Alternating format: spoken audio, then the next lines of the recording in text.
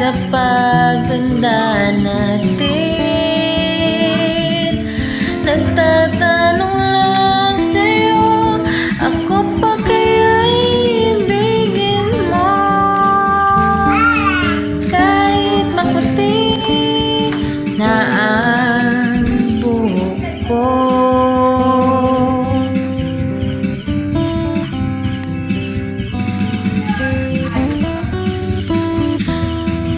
pagdating ng araw, ang iyong